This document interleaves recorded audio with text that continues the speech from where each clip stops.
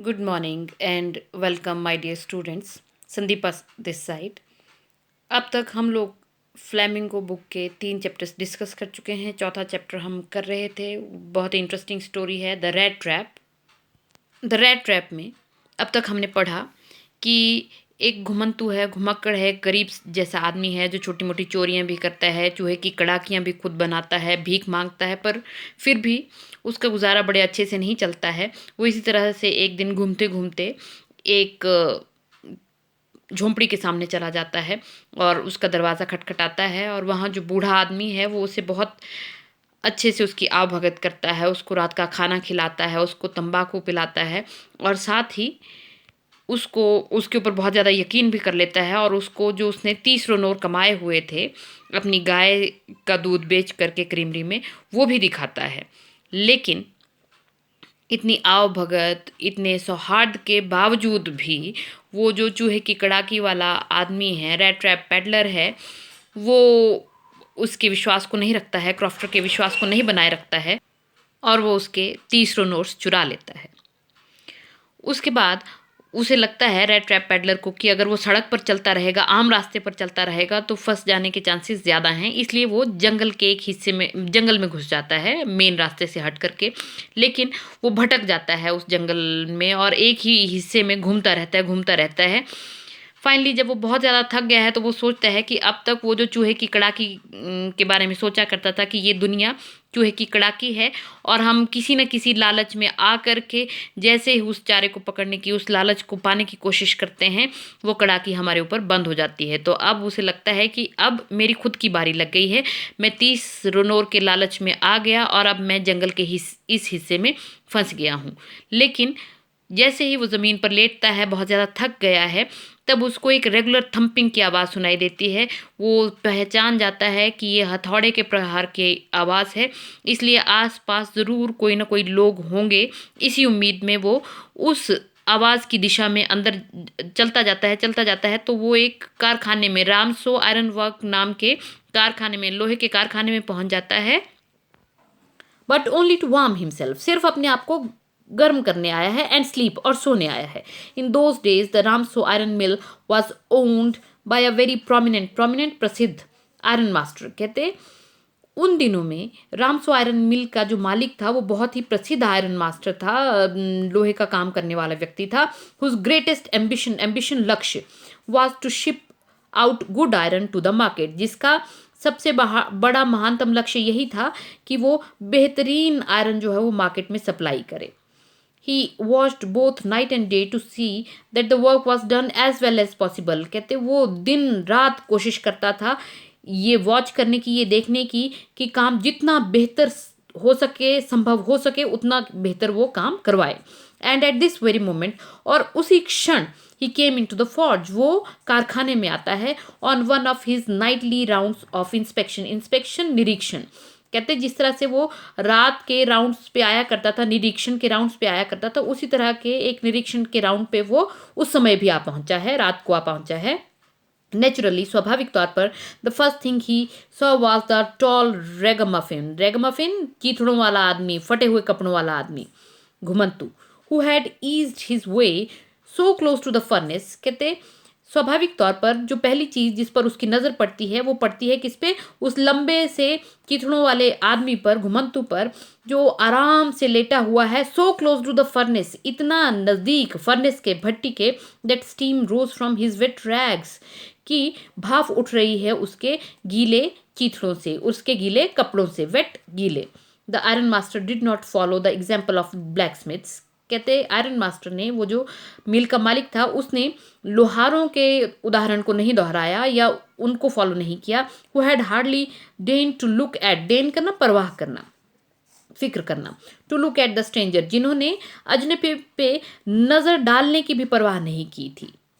He walked close up to him, वो उस आदमी के नजदीक गया। Looked him over very carefully, बड़ी सावधानी से उसने उस आदमी को देखा। देन टोर ऑफ, टीयर ऐसे करना होता है फाड़ना, लेकिन यहाँ पर हटाना। हिज स्लाउच ढीली ढाली, hat to get a better view of his face. और उसके बाद उसने क्या किया, उसकी वो उस घुमंतु की जो वो ढीली ढाली टोपी थी, कैप थी, हैट थी, उसको उसने हटाया ताकि वो उसके चेहरे को ढंग से देख सके. But of course it is you, Niels Olaf, he said. How you do look. क्या कहता है आयरन मास्टर, वो मिल का मालिक क्या कहता है, कहते ओ निस्संदेह ये तुम हो Niels Olaf. How you do look, तुम कैसे दिख रहे हो. बोलने का क्या मतलब है कि उस मिल मालिक ने उस घुमंतु को नील्स ओलोफ नाम के व्यक्ति के रूप में पहचाना है, यानी कि वो उसको पहले से जानता है. The man with the rat trap had never before seen the iron master at Ramsjo. लेकिन यहाँ क्या है, वो जो चूहे की कड़ाकी वाला आदमी है उसने पहले उस मिल के मालिक को, रामसो आयरन वर्क्स के मालिक को कभी भी नहीं देखा है. And did not even know what his name was. और तो और उसको ये भी नहीं पता था कि उसका नाम क्या है. बट इट अक्कर्ड, अक्कर करना होता है दिमाग में आना, to him that if the fine gentleman thought he was an old acquaintance, the law spring में भी आपको मैंने कहा था कि इस शब्द को आप ढंग से पहचान लीजिए. एक्वेंटेंस का मतलब होता है परिचित होना, पहचान होना. But it occur to him that if the fine gentleman thought he was an old acquaintance. कहते लेकिन उस घुमंतु के दिमाग में आया कि अगर ये भद्र पुरुष ऐसा सोच रहा है कि मैं उसका पुराना कोई परिचित हूँ, he might perhaps throw him a couple of kronor. तो हो सकता है वो आदमी उसकी हालत देखते हुए उसको कुछ पैसे, कुछ रोनोर दे दे.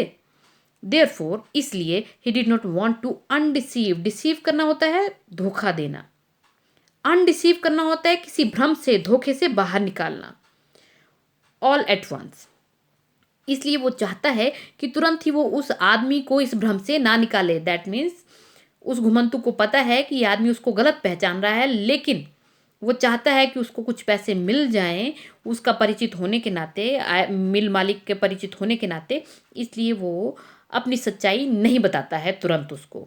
Yes, God knows things have gone down hill with me, he said. Down hill, गिरावट आ जाना किसी स्थिति में, बुरी हो जाना.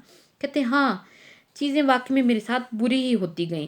दैट मीन्स वो भी उस नाटक को जारी रख रहा है और कह रहा है कि हाँ सच में मेरे साथ तो बहुत बुरा हुआ.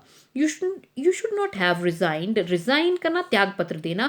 फ्रॉम द रेजिमेंट, रेजिमेंट सेना की पलटन. Set the iron master. कहते वो आयरन मास्टर क्या कहता है, कहते तुम्हें पलटन से, सेना से त्याग पत्र नहीं देना चाहिए था, तुम्हें नौकरी नहीं छोड़नी चाहिए थी. दैट वॉज द मिस्टेक, वही गलती थी. If only I had still been in the service at the time. क्या कह रहा है वो, कंटिन्यू कर रहा है अपनी बात को कि वाकई में तुमने यही गलती की, अगर उस समय मैं नौकरी में होता, it never would have happened. तो ये सब कभी नहीं होता, यानी कि मैं तुमको कभी भी नौकरी से रिजाइन करने नहीं देता. Well now of course you will come home with me. उसने तो सोचा था कि उसको पैसे मिलेंगे, लेकिन यहाँ मिल मालिक क्या कह रहा है, अब निस्संदेह तुम मेरे साथ घर आओगे. वो जो मिल मालिक है वो उसको सेना का कोई पुराना दोस्त समझ करके पहचान रहा है, जबकि ये जो बेचारा पेडलर है इसने सिवाय चोरी करने के, भीख मांगने के कभी और कोई काम नहीं किया है. पर फिर भी वो सच नहीं बता रहा है. To go along up to the manor, manor जागीरदार, जमींदार, house, and be received by the owner like an old regimental. Regimental सेना का, कॉमरेड साथी, कंपेनियन. रेजिमेंटल सेना की पलटन का. That how ever did not please the trap. कहते उस जमींदार के घर जाना और वहाँ पर एक पुराने पलटन के साथी के तौर पर रिसीव किए जाना, ये चीज़ जो थी वो उस घुमंतु को बड़ा प्रसन्न नहीं कर रही थी. इससे उसे कुछ बड़ी ज़्यादा राहत नहीं हो रही थी, मतलब ये आइडिया उसको खतरनाक लग रहा था. No I couldn't think of it. तो क्या कहता है वो बहाना बनाते हुए, he said looking quite alarmed. Alarmed, चौकन्ना. No I couldn't think of it. कहते बड़ा चौकन्ना सा दिखते हुए कहते नहीं नहीं, ऐसे तो मैं सोच भी नहीं सकता, मतलब मैं तुम्हारे साथ जाने की तो सोच भी नहीं सकता हूँ. ही थॉट ऑफ द 30 रोनोर. क्या आया उसके दिमाग में, तुरंत उसके दिमाग में आया वो 30 kronor. To go up to the manor house, उस जागीरदार के घर जाना, would be like throwing himself voluntarily, voluntarily इच्छा से, अपनी इच्छा से, इनटू द लायंस डेन. तो उस स्थिति में जमींदार के घर खुद जाना बिल्कुल वैसा ही हो जाता जैसे कि शेर की डेन में, गुफा में अपने आप को फेंक देना. दैट मीन्स अपने आप को मुसीबत में डालने जैसा हो जाता ये. He only wanted a chance to sleep here in the forge. कहते वो तो सिर्फ मौका चाहता था उस कारखाने में सोने का। एंड देन स्नीक अवे होता है चुपचाप निकल जाना बिना किसी की अनुमति के। As inconspicuously as possible. Inconspicuously मतलब बिना नोटिस के, बिना किसी के देखे जाने या भाले, वो हुआ इनकन्स्पिकुअसली। ही only wanted a chance to sleep here in the forge। कहते वो तो सिर्फ चाहता था कि उसको कारखाने में सोने दिया जाता और वो चुपचाप जितना संभव हो सकता उससे उतने ही चुपचाप वो बिना किसी को बताए, बिना किसी की नजर में आए वो निकल जाता। द आयरन मास्टर अज्यूम करना, मान लेना, दैट ही फेल्ट एम्बेरेस्ड पहले भी आ चुका है बहुत बार, एम्बेरेस्ड शर्मिंदा, बिकॉज ऑफ हिज मिजरेबल दयनीय क्लोथिंग। कहते आयरन मास्टर ने मान लिया कि वो जो घुमंतू है वो शायद अपने दयनीय कपड़ों के कारण शर्मिंदा महसूस कर रहा है। Please don't think that I have such a fine home that you can not show yourself there, he said.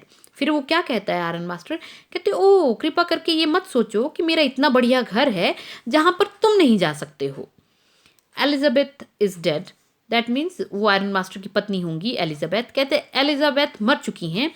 As you may already have heard, जैसा कि तुमने पहले ही सुन रखा होगा, हर्ड हियर की second form. My boys are abroad विदेश, मेरे लड़के विदेश में हैं।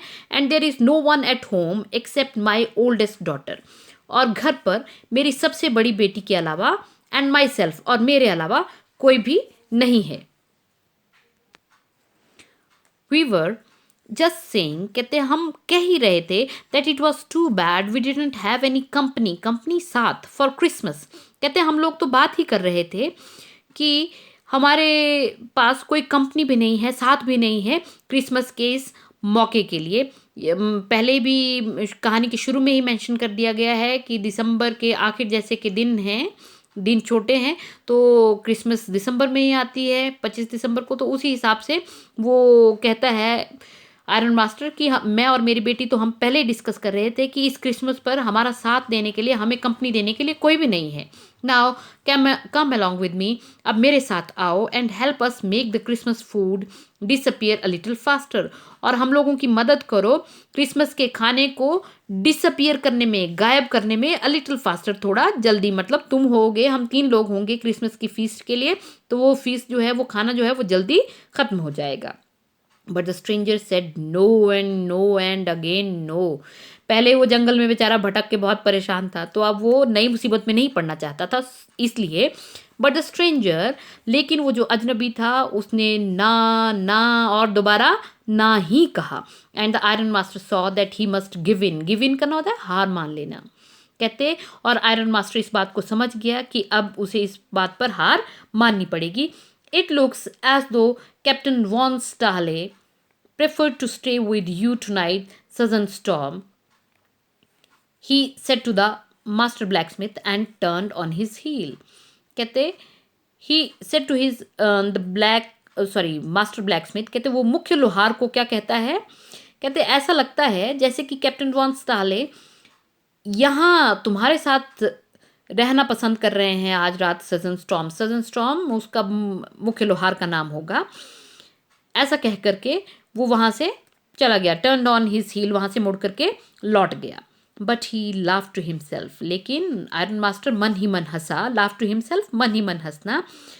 एज ही वेंट अवे, जब वो गया। And the blacksmith who knew him, और वो लोहार जो उसे अच्छे से जानता था, understood very well that he had not said his last word.